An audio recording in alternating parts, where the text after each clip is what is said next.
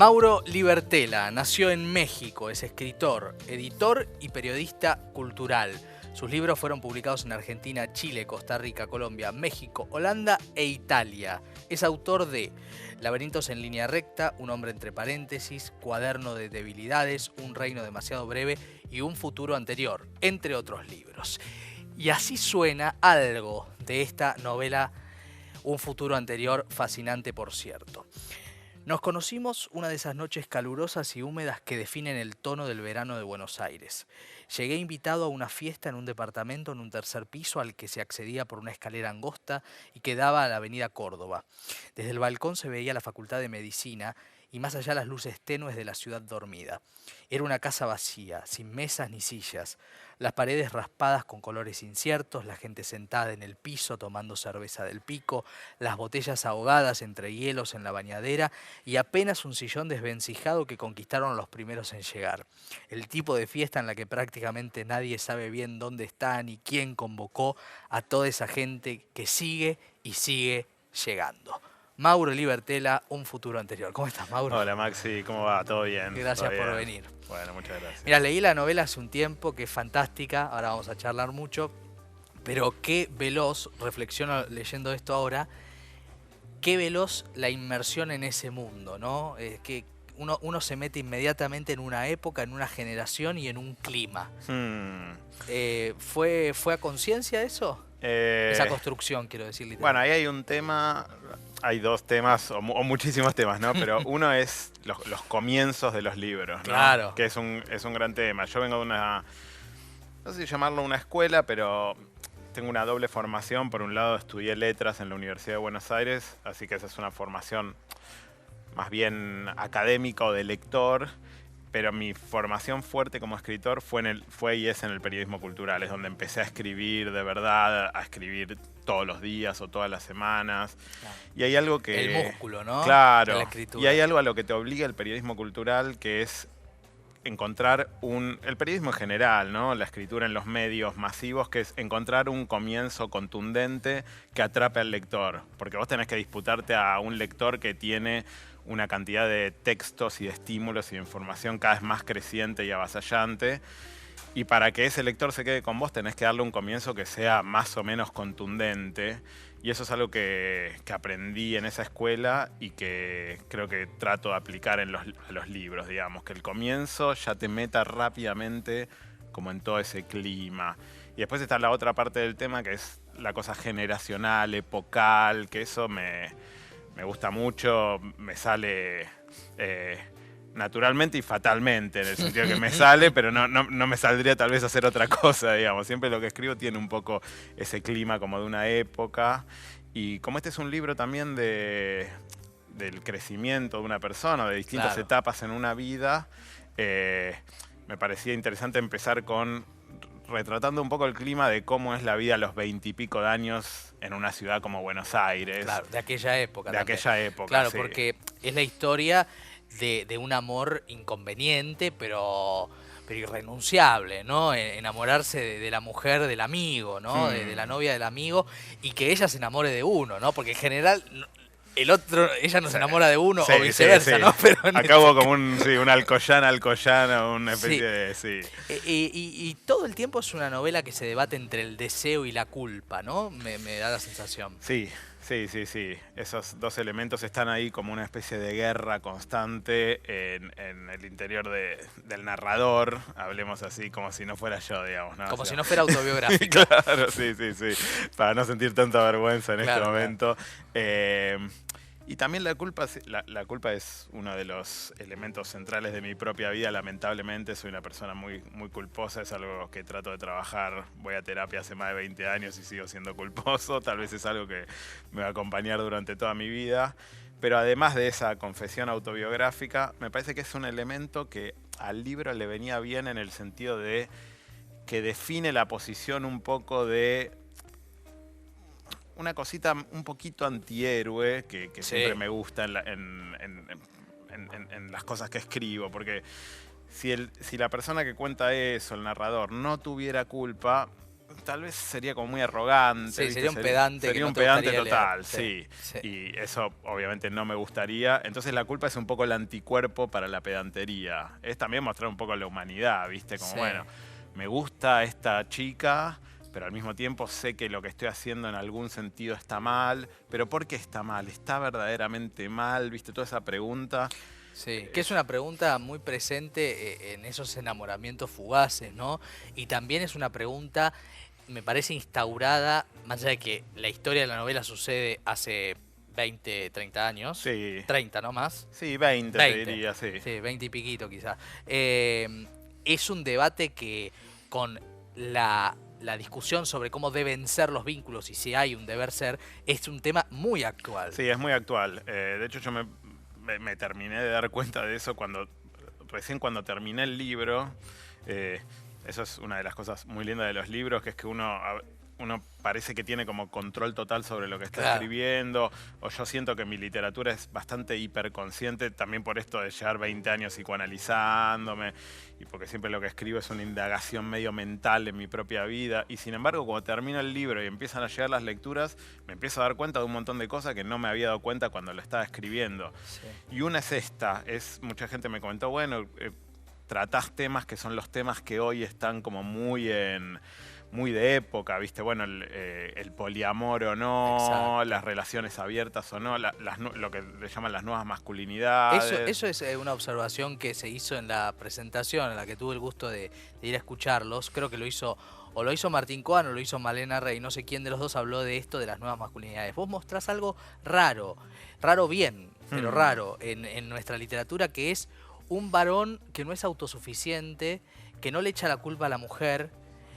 que se muestra vulnerable permanentemente y que a veces tiene dificultades de amar, ¿no? Y no está responsabilizando a otros. Me parece que esto también es muy valioso, entre otros méritos que tiene el libro. Sí, diría que es un poco como he sido yo, y en algún momento eso no estaba bueno o digamos, por ahí Claro. hace 20 años Eras era un así, blando. era un blando, era alguien al que burlaban, y ahora es como que está mejor visto, entonces es como un poco más apreciado ser así. Y por ahí el libro es también la historia de cómo... Sí, va mutando. Cómo fue ser así a lo largo de distintas épocas.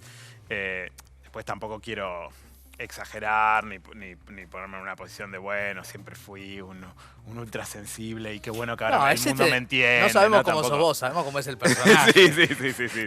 No Diferenciemos. Para defensores abogados, ¿no es cierto? Sí. Pero el libro tiene una primera parte que cuenta toda esta historia. Y después hay una segunda parte, voy a referir muy por arriba para los que no lo leyeron todavía, pero que también trabaja sobre la, no sé si desmitificación, pero quizás sí, de lo que es ser padres, ¿no? Podría ser el título de una revista, Ser Padres Hoy, ¿no? Sí.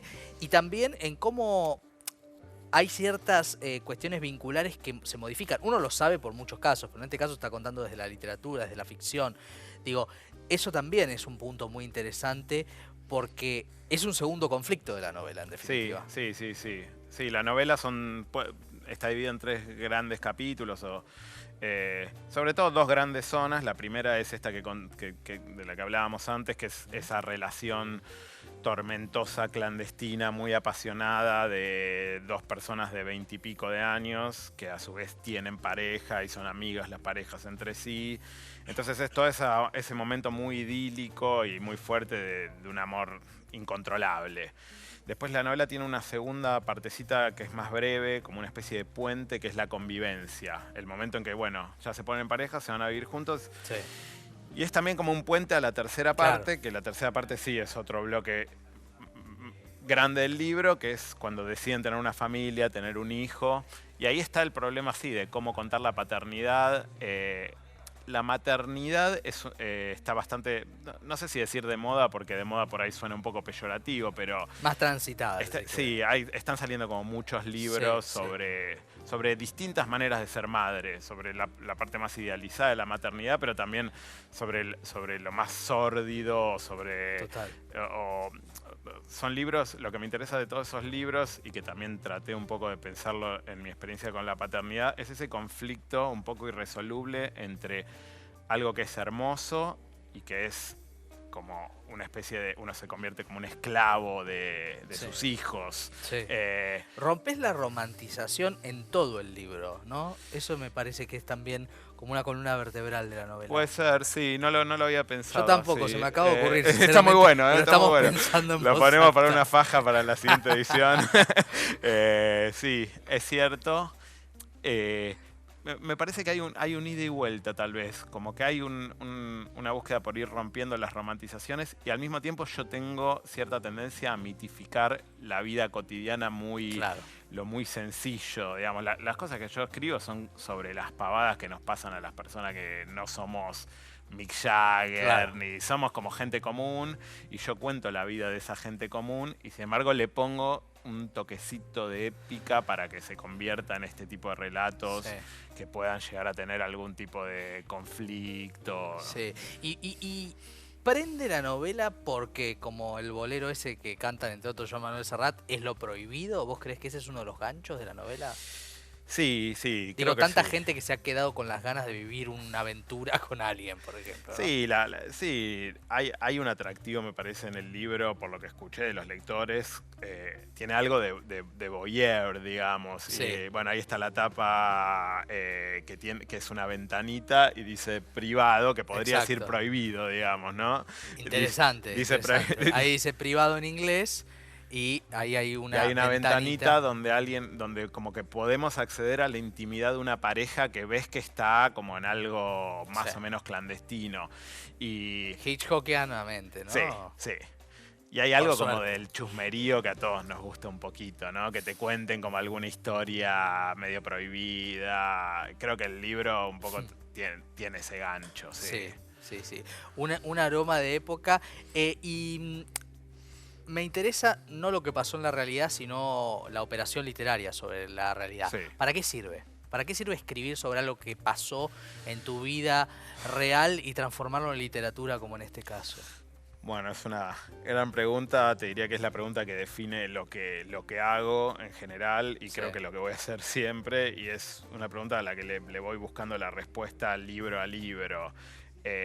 A veces siento que el sentido de escribir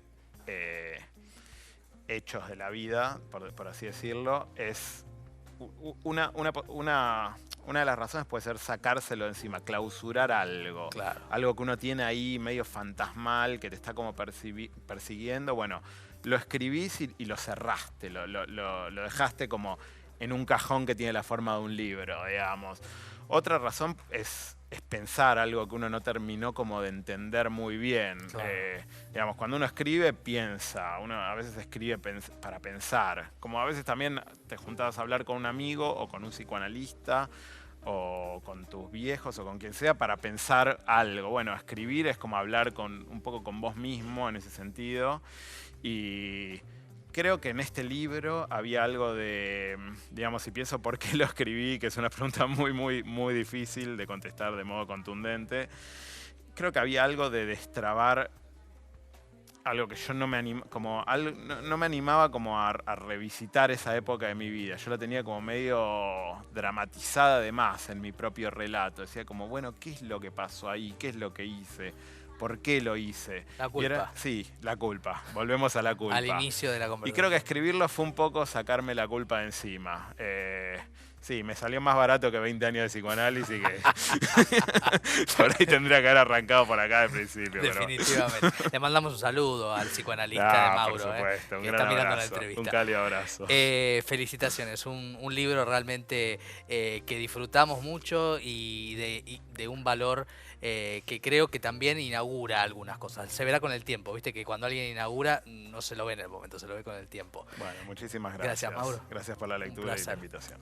Mauro Libertela, no se pierdan, Un futuro anterior. Como esto es televisión, uno podría seguir preguntando por qué el título, pero el título lo van a entender cuando lean la novela también. Después de la pausa, Edgardo Scott, desde Francia, va a hablar con nosotros de su libro Contacto. Más adelante, Cecilia Fanti, La chica del milagro, su novela anterior a nuestra parte a esta hora de la noche, perdón, me confundo siempre con el libro de Mariana Enríquez, los títulos son parecidos. Y en la poesía en sus voces, Leopoldo el Teuco Castilla. Un lujo el programa de hoy, ya volvemos.